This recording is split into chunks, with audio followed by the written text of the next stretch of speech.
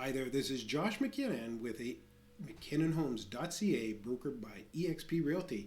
And today we're talking condominium documentation, specifically financial statements. Let's take a look.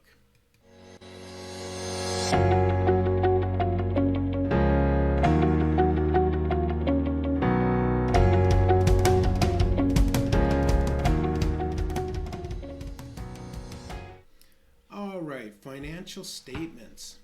What is a financial statement and how does it affect me? Why do I even care? Well, let's take a look. The best way for me to do that is by showing you a financial statement and let's examine what they actually are. So here's a financial statement for this corporation and it's operating as Aspen Place. So let's examine this. The year ending 2018. Okay. So what does a financial statement do? Well, this is prepared by an auditor. And the accounting firms they're checking in to make sure that the piggy bank hasn't been robbed. Just because somebody gives you a piece of paper and says something that there's money in an account doesn't necessarily mean there's money in the account. People have made big, huge, grave errors. Now, this particular condominium corporation hires a management company, and professional management companies do a great job of making sure that piggy bank is safe because they can lose not only their livelihood, but they can do jail time. So you can see the auditor, who it was, and then they go through all the money. So they talk about how much condominium fees come in, and then they talk about their expenditures. So you can see that your condo fee, that $240 a month that we found out through an information statement, that it's broken into all kinds of little components. And you owe a little bit here, a little bit there, a little bit here, a little bit there. And at the end of the month, it works out to $240. This also allows you to make sure that not only these expenditures are being looked after, because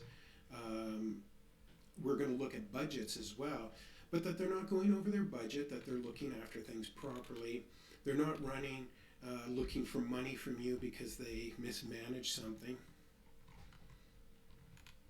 And they are also looking after making sure that there's no judgments or anything like that that have been that aren't paid, that contractors are being paid because they can see receipts and invoices paid and all that stuff.